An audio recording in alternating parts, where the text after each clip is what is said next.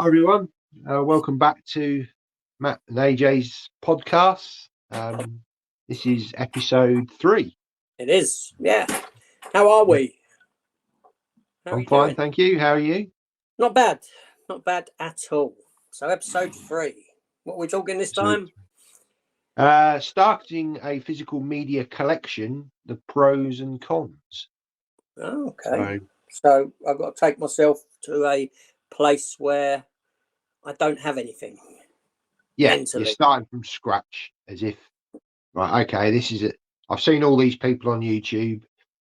This interests me. I like films, like watching films. So how am I going to start collecting physical media? So okay, interesting. So we'll get into that. Yeah, we'll get into that right after this intro. Let's do it.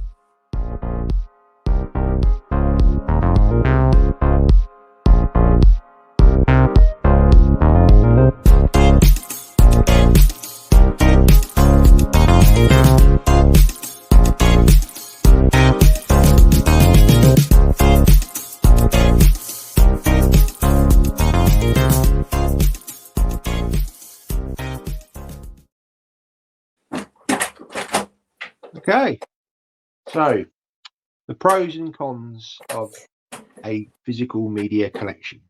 Yes. So in that intro time, I've mentally prepared myself and put myself into a position where I have nothing.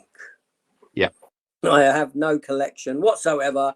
I've never collected VHS, DVD, Blu-ray, 4K, Laserdisc, or anything.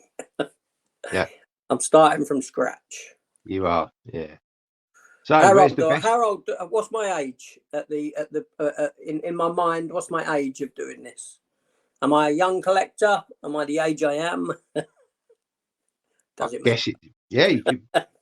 I guess probably maybe look at it from a young person's point of view because they've just watched films at the cinema, on the television. People of our age, we've seen many different formats, but equally so, you could be a person that's just never collected before. Thought, why, I want to get into this. What's the best thing I can do, or what should I avoid, sort of thing.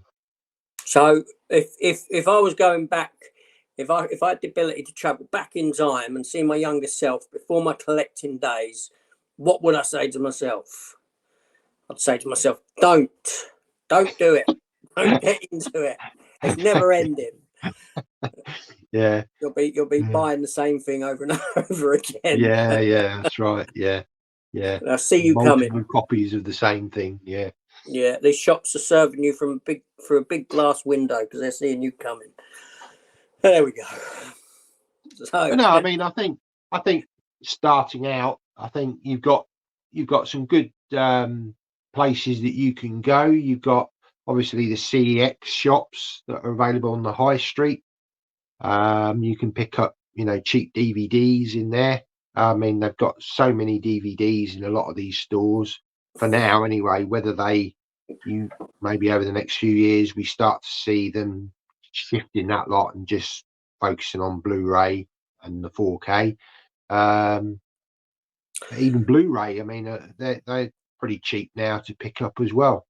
Yeah, I mean that's I think that's the biggest positive. The first thing that comes to mind is the cost, right? Because I've spent. I wouldn't even like to imagine how much I've spent over the years on physical media, only to see a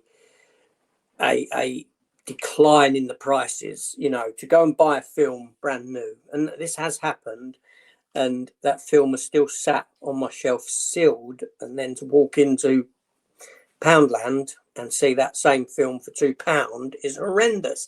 And the one film that I have in mind is the Western called Hostiles, which I bought, and it seemed like there was a turn. I had seen the film, I bought it when it came out, but I'd never rewatched it, so it stayed sealed. And there was what seemed to be like no time pass at all before that film ended up on the shelves in Poundland for £2. So I'd wasted maybe let's say it cost me 15 quid. I don't know, for argument's sake. So I've wasted 13 quid.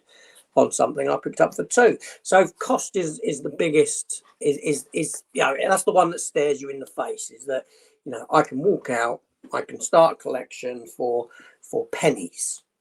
Yeah. Yeah, I mean, you've got the charity shops. I mean, I've seen deals, you know, 3 for £1, Yep. 5 for £1, 20p, 25p. You know, and I'd recommend, if you're just getting into collecting, it's a good way to, you know, to start your collection off without sort of spending lots of money. You know, and you can discover new films. And I think that's one of the great things about physical media. You know, going into a shop, browsing the shelves, is you can discover new films. Unlike, you could do it with streaming, but I'll leave that for another podcast about physical Yeah. media v streaming. That's a different conversation. But No, absolutely. So, I mean, the other option, obviously, is you can pick up stuff cheap off like Facebook Marketplace. yeah, You know, you do have deals where you know, people sell bulk. Obviously, you can bulk buy it, you know, for cheap, for pennies. yeah, I mean, it's got to the point now. I know that some people even give away, you know, with VHS, most definitely. You see people going and picking up boxes of VHS for nothing, just because yeah, someone wants rid of them and want to give them to a collector. I haven't seen. I'm assuming that probably has started happening with DVD, possibly, but mm, you know, you could get to that as well with DVD, most definitely. But yeah, it's you know, it's a good, from my perspective. Yeah, I sort of envy people that I see starting their collections now. From a cost perspective, I envy it, because it's like, you're going to be spending a fraction of what I've ever spent. mm, You know what I mean? And that's, absolutely. you know, Yeah, I mean, to, you know, people that are watching this that are thinking about starting a physical media collection, you know, I can name some other retailers for you. There's Music Magpie, second-hand company, and they'll do some very good deals. And you'll find them. They've got their own website, but you'll also find them on eBay. And sometimes they'll actually be cheaper prices on eBay than they are on the website. yeah, And again, you'll find you buy one get 40% off and this kind of thing. And there's another retailer, World of Books, a similar sort of venture, and you and I have both used both. Um, yeah, it's a good, you know, they're usually, you find the only downside, I would say, with the DVDs are that they easily scratch, and if yeah, you are buying second hand ones, obviously when you're in a charity shop, you can open it up, you know, yeah. CX, Then open it up, have a look inspect. at the disc, inspect it. Whereas you're taking a bit of a risk with these sort of pre-owned companies. But if you're only picking it up for pence, it's not a big deal. You know, yeah, it's a bit disappointing if there's a scratch on it, but you know, Yeah, no, I've been quite lucky though with whenever I've purchased off of some of these cheaper places, I have been lucky with the condition of the disc. I've never actually, I don't think I've ever yet, touch wood, been sent something that doesn't play. yeah, it has happened to me. There was a particular edition I bought, and it got halfway through the film, and then it just started to pixelate. So Mm, I took the disc out, gave it a clean, but I could see the scratches. But I got yeah, back onto Music Magpie, and they just refunded me the money straight away. that's good. Um, so or they'll send you a replacement, you know, if it's in stock. Um, Mm, but yeah, I mean, I picked up only the other day. I picked up a Bond documentary, yeah, I saw and the it opening. Yeah, plays fine. Actually, I gave it a bit. Few people commented on that and said, "Oh, is it, you know, is it a good documentary?" And I'd watched half of it. Well, because it's in segments, and some of it seemed quite dated. And I kind of said that on the comments, but I'd actually found a couple of interviews on there since posting those comments, and quite actually interesting, speaking to Cubby Broccoli. I've never seen an interview with him. So it's actually again, it was as cheap as chips. It was like £1.50 or something. Yeah. But you know, I actually found something that I've never seen that before. It was an interview done in the late 70s in black and white. But it's really interesting to listen to. And No, that's cool. it's things Yeah. like that you know, it just, you don't have to spend a lot, but actually it opens up to something. You think, actually, that was quite a good little buy, you know, for something that I didn't expect a lot of. No, that's the other. That kind of leads into one of the pitfalls, though, doesn't it? Because you know, all right, I can go out and I can, because you mentioned earlier about you know, you can be introduced to films for cheap. You can, you know, films that you haven't seen, Yeah, and that does kind of segue into one of the pitfalls of it, in that, you know, you've bought that and you're happy with it, but you've also bought films. Cheaply that you're not happy with, that you wouldn't have watched and maybe wouldn't watch again. Obviously you bought the one, which, okay, that was a premium edition, but it was like £8 or something, but yeah, it you was weren't very happy good, with that. very And good then deal. more recently you picked up the Teenage Mutant Ninja Turtle films, Yes, the remake ones, the Michael Bay-esque ones, and I don't believe they really worked for you either, because you ain't really got a history with turtles. You know what I mean? no, no, So there's that side of it as well. And for me, you know, as you know, with what I'm doing currently with my collection, a lot of the items that I am getting rid of are ones, because I had that mentality of buying cheap because it was cheap. It's a film I haven't seen, so what harm is spending £1, £2 on a film that I haven't seen? Cost wise, it's on par with, or cheaper than, what a rental VHS would have been back in the day. yeah, yeah, And my sort of logic was, well, you know, I don't mind paying £1, £2, £3 for this, because back in the day I'd probably have rented this film for £3 or whatever rental prices were back then, and I have to give it back. Even if I mm, don't like the film now, I don't have to give it back.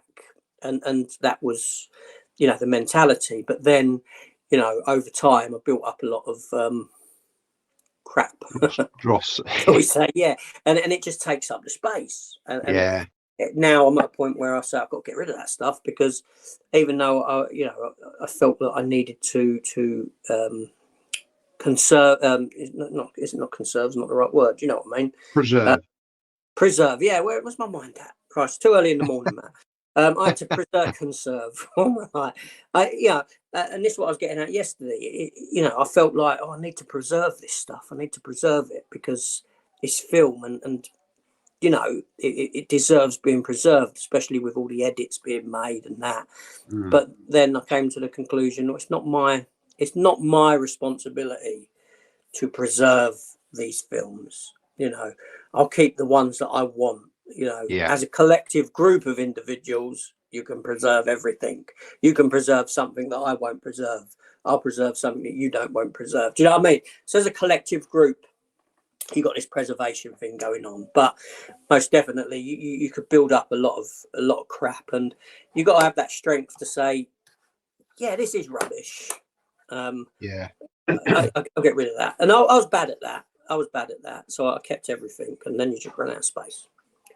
yeah, yeah. I mean, we've all done it as well. I mean, I've done it with. I haven't done it in more recent years, but there was a period where I would blind buy new Yeah. titles. No, yeah, Um, I've done it. you know, and you know, you'd watch it. You may have spent £12 to £15 on a new Blu-ray, Mm. you know, and then you've watched the film and you thought that was rubbish, you know, Yeah. uh, and then you kind of like, there's that own sort of side of you that's that buyer's remorse, and you think, Yeah. why did I buy this, you know? Um, and but I mean, you can still move it on and make your money back if it's fairly new, but Yeah. yeah, I mean, it, that's the thing. That's you know, as like I said, you're not talking about cost when you are, you know, you're buying cheap. You go into a charity shop and you buy 3 for £1, films you ain't seen. So the cost is nothing. You know, No. really, it's minimal. It's cheaper than probably getting you to the charity shop and back if you're taking bus, or if you're driving, you've got parking and all that. And it's far cheaper than going into Greg's, or well, maybe not Greg's. Well, yeah, Greg's still, but Costa and that, and buying yourself a latte. Far cheaper. Bloody hell, you could buy you could buy almost 12 films in one of them deals than what a cup of latte would cost you. So there's that. So the cost is negligible, but there's the time, and the discovery that, well, actually I bought crap, or crap for me, not necessarily if someone else's. Someone else, it might be like gold. You know what I mean? Absolutely. Favorite film, but.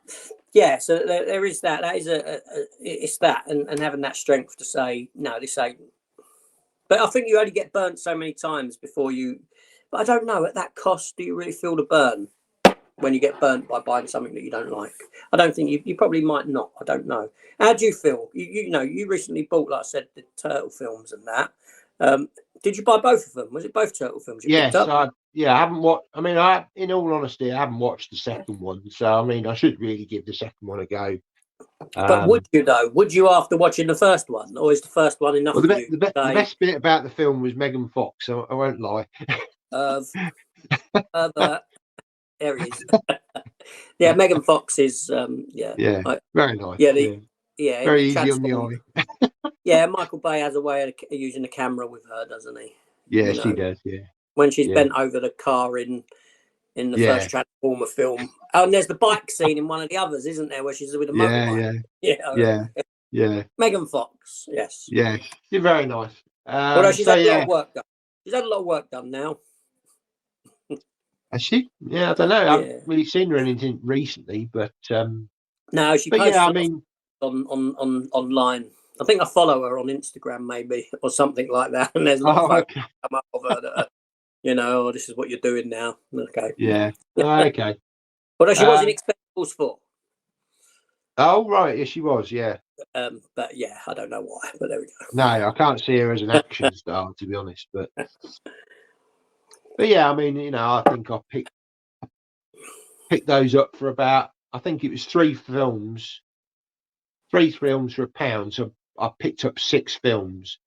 Yeah. So I mean, I've watched it. I watched the first one and thought it was okay, but it's not a film I would really rewatch. So I'm happy to pass that on. But would you watch the second? Would you go and watch the second one after your thoughts on the first one, or would you just say? I'm in no rush, but I feel I should really watch it because I've spent the money out. I know it's probably 20p, but why not? Why not spend the money? But I don't see myself sort of liking it anymore, but I might surprise myself. I just don't know. And again, I think sometimes when you watch films, depending on the sort of mood that you're in, you may enjoy a film more at a different time. Yeah. There's that as well. But no, I don't really regret, sort of spending the money on those because, it's peanut. Like you say, it's less than a cup of coffee, price of a chocolate bar or a packet of crisps or something like that. Yeah, that's right. So with the negative side of it, of I'm starting a collection now, right? And I've seen this. I think you've seen it as well. Is the speed at which people want to build up a collection. It's almost like they want and I can't knock this, right, because I've done this and I'm doing it right now almost to a degree, but it's kind of like you get into something and you need it quick, you need it all now. You're finding that you're not taking your time with collecting. You want to build up, you want to amass a collection of stuff there and then, so you're constantly on the buy. And so you've got that side of it as a negative, and also where because for us there's been a transitional period, right? like yourself, I mean, I've been buying. I was buying VHS at school age. You know, I was lucky enough. I had a job from about the age of 11. I started working in a pet shop, cleaning out the animals on a daily basis. I was down there after school, Saturdays, Sundays. Christ, I was down there on Christmas Day because the animals needed feeding, right? And it's much akin to, I call it a paper round job. It's much akin to that. Do you know what I mean? Just with a bit more responsibility. So I was getting a little bit of money from that, and I was stretching quite far, really, with the cost of stuff at the time. You know, a few comics I would get, and I'd pick up VHSs. But then, you know, I mean, I was collecting VHS, and I think the habits that I show now with spending, I would show then as well. They were there. They were prominent in the collecting. In that, you know, there was a shop in. This is towards the latter part of collecting VHS. Is that again? And this is all coming to me now, and this is quite interesting actually. Is the picture quality, right? Because I was buying VHS, and towards the end of the VHS era, tape stock started to become worse. They started to use thinner and thinner tape stock, as I would call it. And I remember in 1997 when Batman and Robin came out, and I remember buying the film, and I think I took it back to the shop 3 times. Now, when Batman and Robin came out, and that's a film people hate, but this is one that sticks with me. When that came out on VHS, there was it was straight to purchase and rental at the same time, as I recall. There wasn't no window. It was straight out on both. So you didn't have that well. So you'd go to like Sainsbury's, I picked it up in. And I remember changing it 3 times because there was already dropout lines on the tape, which really wound me up. And I was finding myself going to places like Blockbuster Videos because I would go to the ex-rental section. Yeah. Because number one, I could get the films earlier than what they were out in Sainsbury's. So there was that part of collecting that, I've got it early. And not only that, the film stock was far better. Yeah. So these habits that I've that come into collecting now were present back then. And I'd got to the point where, you know, I'd gone to, there was shops in Oxford Street that would sell brand new rental tapes, and we're talking about 60 quid. Yeah. And I had purchased a few at that price, you know, and so that kind of spills into the collecting now. And if I was starting a collection now, the speed at which I would move from, you know, going out and buying multiple DVDs really cheap. Now, you know, I'm collecting from a perspective of like you said earlier, I haven't got a collection. I'm building up a collection now because I'm watching other people on YouTube with collections, and I want my own collection.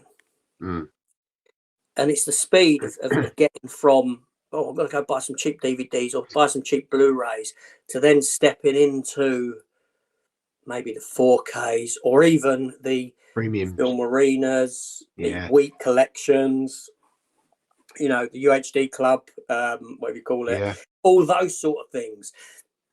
The speed, because I've seen people do it. They've started a collection, and all of a sudden they've gone from, you know, I've gone CEX, I've got these, to a week later, I've now bought bloody 80 quid set, premium editions, at that speed. And so is that like a sort of mass fear of missing out, or is it this need to? Is it a psychological need to compete with? And this is this is a negative of watching channels like what we have and other people community, is that you feel this need of competition, or this need of I want what they've got. I want that. And obviously money for people's pockets only stretch so far.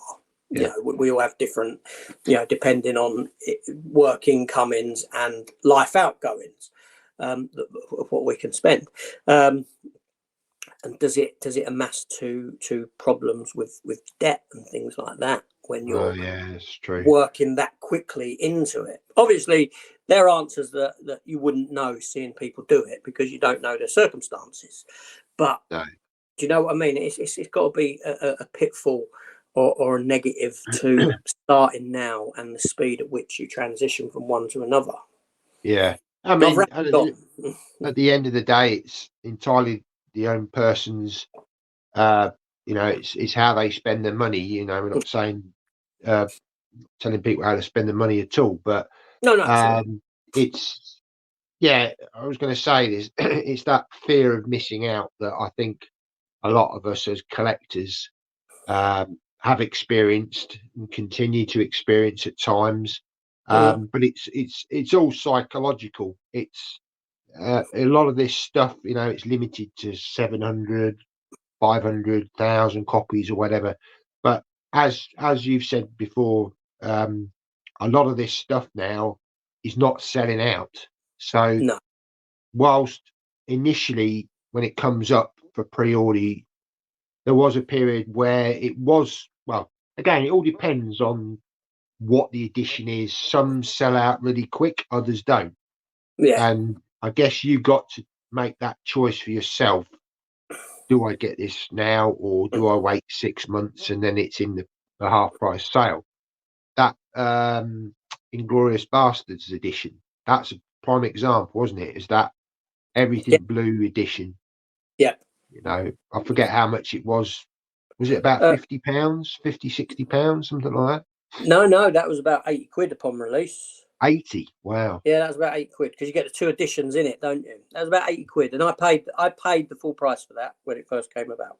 Yeah. But then not that long ago, it was in the sale, wasn't it? What was it? 24.99. Yes, that's right. That's Yeah, correct. And I bought it again. But you there's did. other. I won't go into the details behind that, but it didn't cost me anything at the end of the Yeah, day. yeah. And Yeah, I bought it again because my one had suffered a bit of impact damage on the outer box, shall we say? yeah. So I bought it again. Yeah, Yeah, and then well, that's another story, but yeah. there we go. Yeah. And then We don't need to go yeah, into that. Yeah. I gifted it on to the inner Yeah. parts. I split You and did. gifted Yeah, on you did. to you, Yes. and Wonderful, I believe I wonderful sent you the edition. brand new seal one as well. It was sealed, wasn't it? Uh, They were sealed, the inner bits. yes. Yeah, Yeah. because I'd had them open. Mine were opened anyway, and there was nothing wrong with the interiors of mine. So that's why I sent you and Chris for Christmas the You did. Yeah. Really. the inside bits. I could have sold them on, but you Yeah. know, No, it was uh, very generous. And they're yeah, I nice did set. show those on the channel Yeah, because you sent me the previous edition with the cards, which is very nice yeah. edition as well. And yeah, I thoroughly enjoyed the film as well. Actually enjoyed it more than I thought I would because I'm And not the that's biggest sure. war fan, you know, film fan, but you know, I actually enjoyed it. But yeah, I do think certainly, and the other one is the firms that do the numbering on their editions, like Yeah. Indicator, and there's various ones, weren't there? That you know, again, it's that kind of idea of people needing to collect numbers, but again, not necessarily Yes, because they want it's the film. It's because they want to.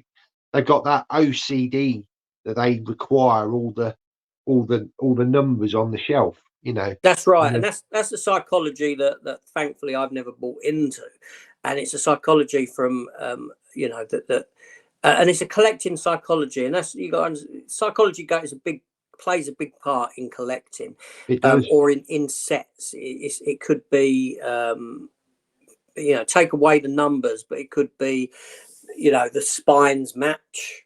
You get a matching spine, or DC have done it recently with their animated films where the spines form a larger Picture. picture. Yeah. There's these psychological tricks to get you to buy the titles that you may not buy, and it's utilized. That trick is utilized, and I don't know why. This is I don't want to give these companies ideas, but I'm surprised that they haven't cottoned onto this one. And they do it. Marvel and DC do it when you get them graphic novels that you can buy through WH Smith and that over here. But the numbering's not. It's not. It doesn't run.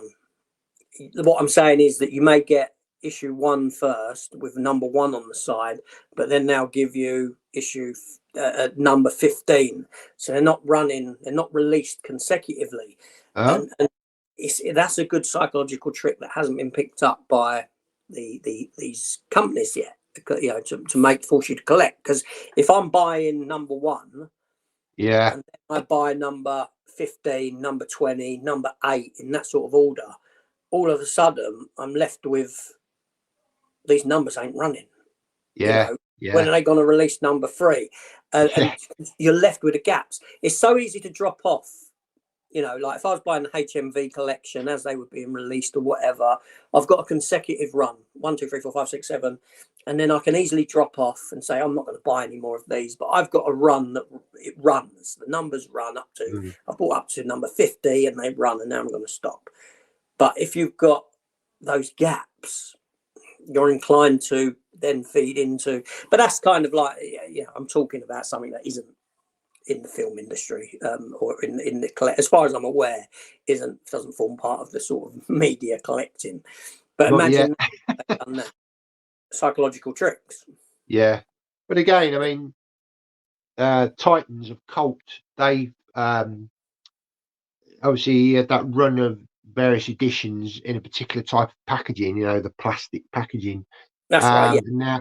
And now we're seeing a shift towards a different type of packaging, obviously with the Gladiator release. I don't know whether they've announced any others yet, but I can see. Not aware of. No, but I can see them doing it, you know, and obviously, again, it's just a different type of packaging that may appeal to people. I mean, from what I've seen, it looks quite flimsy, to be honest. Easily, you know, over time, that little cardboard flat thing is just going to sort of fall off. But see, it's an interesting point, that one, because I'll be honest, you know, I got the majority of the Titans of Cult releases because I did like them, the older ones. There was a couple that I didn't bother getting, and that was, at the top of my head, I think it was Star Trek 2009, and maybe I think they'd done Scott Pilgrim. May have been one of their releases, if I recall. And I didn't get that either, but the majority of the others I did. Now, I didn't get the Gladiator one. No. But I probably would have done had it been the old style.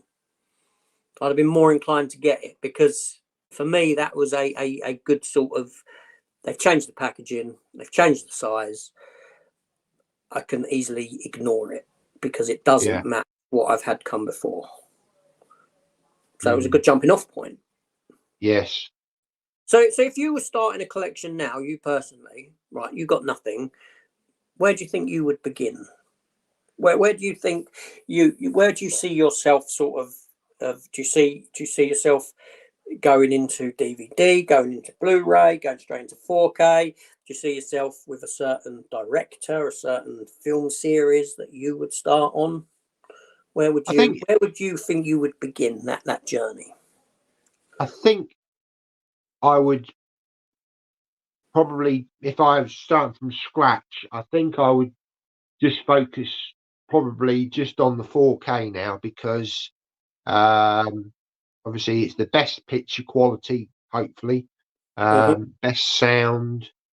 I mean, you know, they're constantly releasing films on 4K. I mean, I don't think we're going to see everything on 4K by any means, but I guess you probably want the best format for the particular films that you're interested in. But again, it depends on what's more important to you. Is it the picture and sound quality, or is it the packaging? Because for me, it's a combination of the two. Or the film. yeah, the film or obviously, film series. I love a film, but if there's a nice DVD edition of it, for not too much money, I will seek it out, because I want the packaging, or the little booklets that go with it and this kind of thing. So you're a big James Bond fan. So I am. would it be safe to say that your collection might, if you were starting now, that you might start with the Bond films? Because obviously they're not available on 4K, but I know that you've got very nice quality Blu-rays of them now. Yes. So would it be a safe bet to say you might start there as a Bond fan? Yeah, I would certainly collect on Blu-ray for Bond. I mean, would your collecting at that point, because James Bond films, as we know, have been released multiple times. Whenever a new Bond film comes out, you've generally got a new James Bond release of each of the films again. So yeah. would you go into one of these? Would you be content with? Would you go for like the set that's got the book that comes out, which goes up to Skyfall, I believe, and then get the others after, or would you go for one of these slimline collection boxes, or would you go for a specific individual Blu-ray releases that kind of all match from the same release set? But I mean, strangely for me, even though I love Bond, I only want to collect certain Bond films. I don't want every Bond film, because not every Bond film I've necessarily enjoyed. Okay. I haven't minded it, and there are certain ones that I have in my collection. By no means do I have all of the Bond films, but I don't necessarily want all of the Bond films. Just the ones that really sort of resonate with me. So what The you're only missing? ones I have. Octopussy. What's that? Octopussy you're missing. I've got Octopussy. You Oh, pick okay. that one up. You pick that one up for me. Was that one picked up? Was it? I can't Yeah, remember what it was you was missing at the time. yeah, it was I thought that. Octopussy.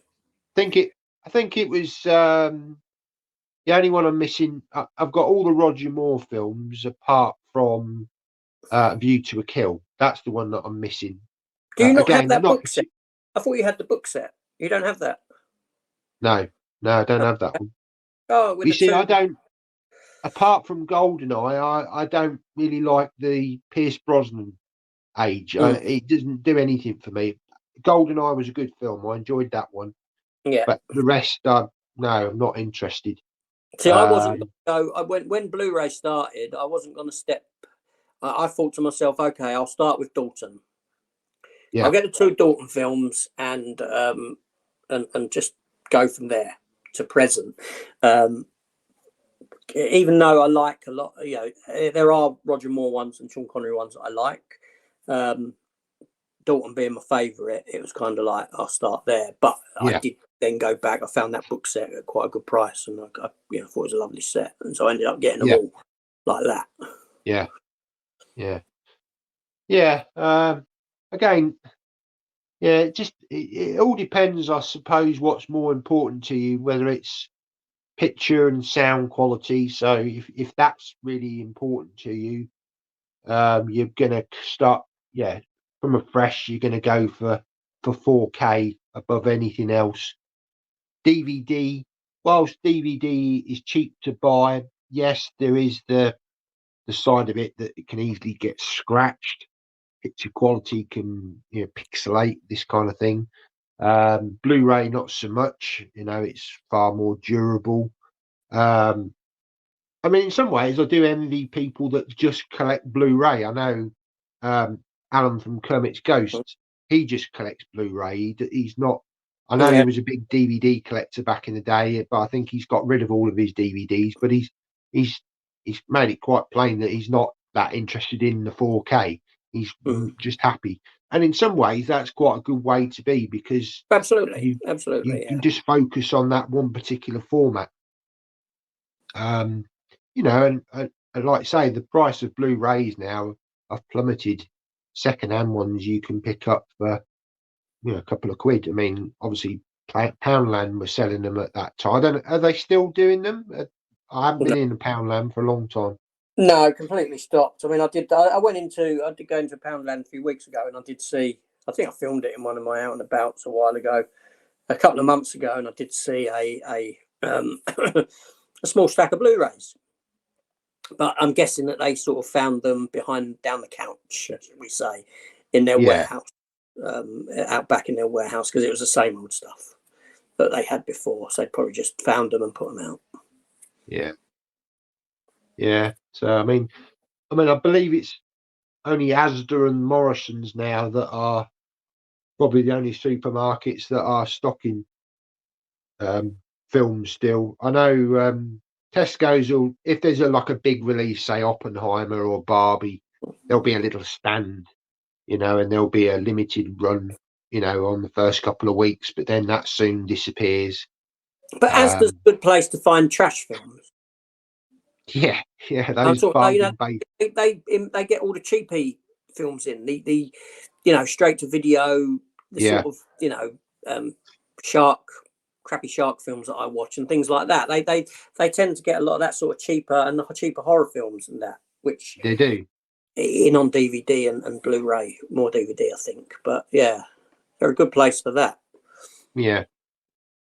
So yeah, I mean that's another place, if you're just starting out, you still got a couple of supermarkets on the high street as well. But I mean, well, you've got HMV as well. But generally you'll find the DVDs are, I know they do deals in there, don't they? They do. They're usually more expensive DVDs. Yeah, HMV is very overpriced. Unless you're finicky and you need to buy brand new, which I know some people are. And I don't mean to call them finicky, but do you know what I mean? They've got this, they need it, have to have it brand new. And I do get that in a sense, because that I experience that in other areas of collecting, But yeah, I understand that mindset. But yeah, HMV certainly I wouldn't point as a place to. That is really bad, really. But I wouldn't point that as a place to start my collection, because they are especially on that catalogue titles, especially that Oxford Street shop that you visited, and by the time this airs, actually, we'll have met up and we'll have gone to probably to that. I'll be interested to see what the price of the DVDs are actually in that Oxford Street shop. Did you look at the DVD section or? No, I picked up a couple of Blu-rays or 4Ks, I think it was, and had a look, which were newer releases, just so that I had a comparison of the they upmarking these compared to what they would be in like my local. The upmarks didn't look to be on the films, but when it comes to older DVDs or older Blu-rays, it's feasible they might be throwing a few quid extra on than what you get in another a sort of local branch, shall we say. It was more on there, I mean, you saw that lenticular thing that I picked up, which was like, I picked up for $6.99, and up there it was like $10.99 or something. It's just mental. That's just, I mean, it's just aimed at that tourist trade of people. Tourist trade, yeah. And tourists are unlikely to be buying physical media unless they've got region-free players. No, hence why the physical music is on different levels, up and down. That first level is all devoted to targeting the tourists. Yeah. Cool. Right. Well, I think we've covered quite a lot of subject on this. We have, but so ultimately at the end of this, sort of little, what advice would you give then? What, in a nutshell, what advice would you give to anyone that wanted to start a collection now? In a nutshell, I would say definitely start. I'd start with DVD. See how you feel with it. See if you like collecting. Don't spend a lot of money on it. Just keep it. Just collect what you really want. Don't collect, like you say. Don't get into this competition thing or feel like you've got to sort of get everything. Take your time. Take your time. Yeah, take your time. Just don't don't rush it, enjoy it, watch But the also, film. you got to remember also that DVD could be a good way of if you want to collect Blu-ray and it's a little bit more expensive, it might be a good idea to if you see a film in a charity shop, and I know you're spending a little bit more, but it's marginal. Like 3 for £1. It's a film you haven't seen, and you're thinking, oh, I want that. Try it on DVD. Yeah. If it is only costing you 33p, you can watch it for that price, and then you can always then go and step into the Blu-ray of it because you've watched it. Or the 4K. You've watched it. Thought, I really enjoyed that film. I really like a nice edition of this now. Now that obviously then down to you whether you just upgrade to Blu-ray 4K or you look at premium editions or whatever. But yeah, just take your time. And it's easy to want to amass a collection quick because you do see you see channels of people with a huge collection, but the one thing I would iterate to people is that those collections, like my collection, I've got a huge collection, but that's been amassed over years and years of collecting. It's not an overnight. That wasn't an overnight occurrence. no. I've collected from, I'm 47. I've collected physical media from the VHS days, from me being about 12 years old to present. So, and going into all the different formats as they kind of came about. So that collection has been amassed over a long period of time. So I think time is of essence, most definitely when collecting, taking your time. First and foremost, sticking to the films that you know that you like, that you want, before delving into maybe films that you haven't seen, because there's a load. Because I know I asked you the question where I would start, but for me, I'd start with the superhero stuff because I like the superhero stuff, and then I think I would be picking up a lot of the 80s stuff. Like Predator, Aliens, Die Hard, Lethal Weapons, those sort of films that meant a lot to me at that younger age. Whereas a lot of films now for me are almost instantly forgettable. So focus on what you like, what you really, those films that speak to you. Yep. Cool. So I'll hand it over to the audience now. Pop down in the comments what you feel are the pros and cons of starting a physical media collection. We'd be interested to hear your thoughts. And also, where would you start if you didn't have a collection and you were starting your collection tomorrow? Where would you begin? Where would you dive in? What format would you dive into? What kind of genre? What film series? What actor? What director? Where would you begin? Where would your journey start? Pretend you haven't got anything. If you have got stuff, and where would that journey begin? Where would that journey take you, do you think? Absolutely. Right. Okay. Well, once again, thank you for joining me today, and it's been a great discussion about this subject. And we'll be back in 2 weeks with another subject to talk about. Yeah, another subject. And if you've got any subjects that you would like us to maybe delve into, that we could have a good, get our teeth into, so to speak, let us know. Any ideas? Absolutely. Cool. Yeah. Right. Fantastic. Well, thanks ever so much for watching. Take care. We shall see you next one. Take care, all. Goodbye. Bye. Keep on collecting. Absolutely. Or not.